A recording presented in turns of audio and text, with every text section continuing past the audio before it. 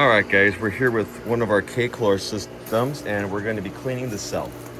So, as you can see, what makes these systems really cool is very high quality. It's very thick plastic,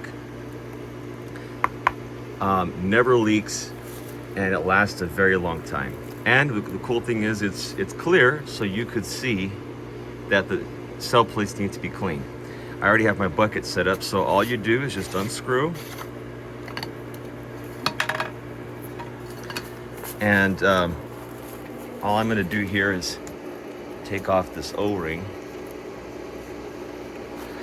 And then we have our 50-50 mix. And all you do is take a D cup or something like that. All we do is just put it in and have it clean.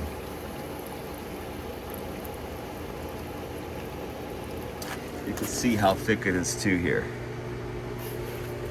The only thing that does go out is the O-ring, and that does need to be swapped out every so often, but other than that, it's pretty good housing.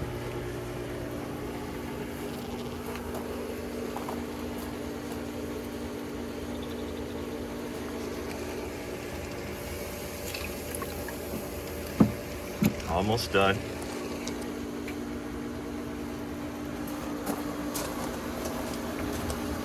You can see we have it hooked up here.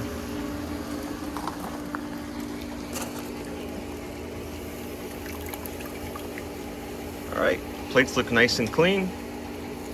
So all we do is, it's hard to do this with just one hand, but